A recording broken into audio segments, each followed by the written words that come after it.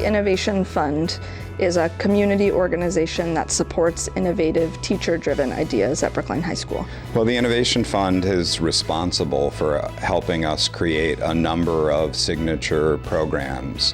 Our tutorial program, our Teachers Mentoring Teachers program, African American and Latino scholars, global leadership, social justice, racial awareness. It's about offering really unique courses that a typical high school might not be able to offer. So the fund in its inception was created so that when teachers have ideas, they are able to be agile to executing those ideas in a way that a traditional budget wouldn't allow. So in general, it to me fits the central purpose of Brookline High School, which is to engage, challenge, and support our students to learn, grow, and develop into their best selves.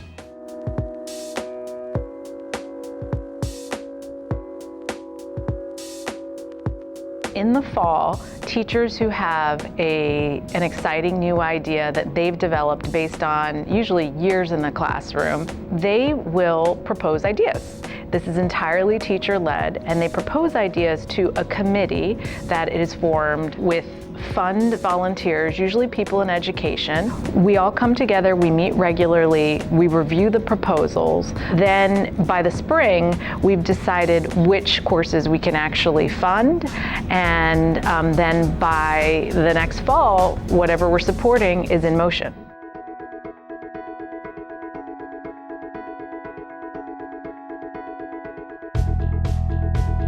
I think the Innovation Fund impacts students by introducing new skills that will be relevant as they grow up, both in how they communicate with others and how they learn. We have had students say about perspectives in math that it taught them to think about math in a totally different way, that they became excited about math, that they looked forward to going to school. It's giving you the tools to continue having dialogue about these really important conversations beyond high school, whether that's environmental issues, reproductive rights, anything like that. We don't often get to talk about that in school, but when you do step out into the so-called real world, a lot of people aren't really comfortable having these conversations because we haven't been given the chance to. And I think that having classes like these that really embrace that and really enforce it, kind of like as classroom norm, is a really special thing.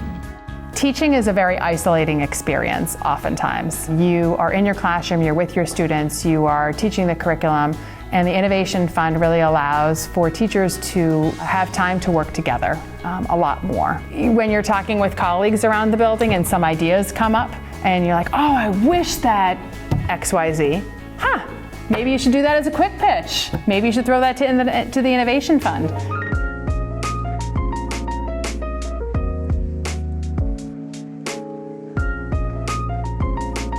It is with the support of the Innovation Fund that we've really been able to imagine stepping into this beautiful new space that became a part of the building project at a time where we could have the programming match both what we were seeing in the school that students need and the program that we always wanted to be. Not every student is meant to go to a traditional college or fits into that model, and so this gives students who are looking for a place outside of that, like the ability to come and learn in a program where they can feel confident and gain skills that they can use in life that they can potentially just take right from school and move into the workforce. So you're learning much more than just like culinary things. You're learning how to like communicate and do like customer service work and like function as a team. It's not like you're an individual in the class working towards one thing. There's so much communication that's a part of it that I didn't really expect.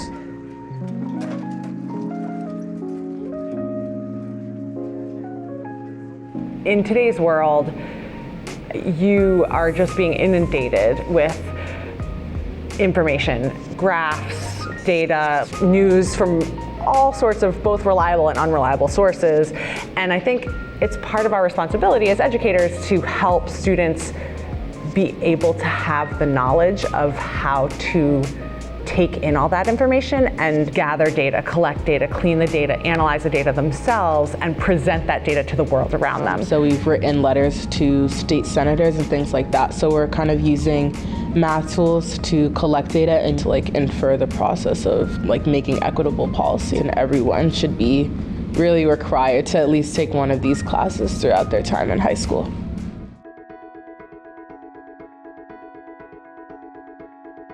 Physics is physics. Physics has been the same, the kind of physics we do in 9th grade physics is the same since the 1600s. But the way we teach physics is super different. So instead of it being a teacher tells you a lot about how physics works, and then maybe in the end you do a lab, we didn't want to do it that way anymore. And so we completely tried to switch the order to the way that scientists actually learn physics in the real world. And so what we do now is we take and give them something that is a common phenomenon that they've seen before, or maybe something that's a little bit outside what they've seen. It's because part of what we're trying to build in them is this idea of it's not about the answers, it's about asking the right questions and then figuring out how can I go about determining what the answers are, or how to even investigate those phenomena.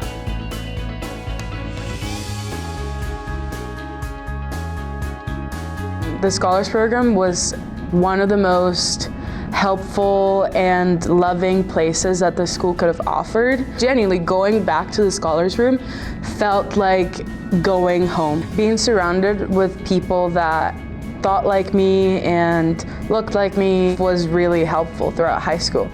I guess when I think about my high school experience, I can't really think about it without the Scholars Program. I think since the first day of school freshman year, it was just a whole new community and a whole new kind of way of looking at my own self, my learning, and my own identity. It really helped me become more comfortable with myself and my skin and just who I am as a person. And because of that, as a student, when we have conversations about race or specific things that have to do with racism, I can indulge myself more in those conversations and really be a part of it rather than just sitting quiet. And I think Scholars has really helped me do that. The Scholars Program provides that support group, so you stumble, you fall, they're right there to help you get back up. I know for me, math wasn't my strong suit. I had this whole goal to reach AP Calculus by the end of my senior year. It didn't necessarily seem realistic at times, but every step along the way, I had this program that would really help and support me so that I could get there.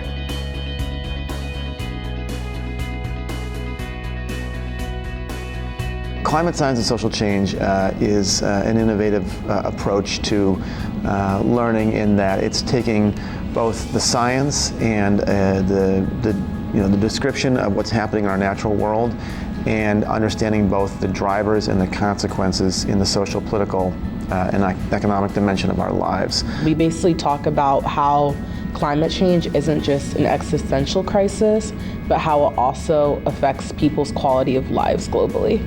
It's one thing to have a passion and to drill into that, but there's a limit to that unless you have institutional support. And by institutional support, I don't just mean money, but a community of people who say, we believe in you, we support you, we want you to go ahead and do this and use your expertise and your passion to create an amazing experience for students. So it's the greatest gift for a teacher. It allows us to do the best I can possibly do.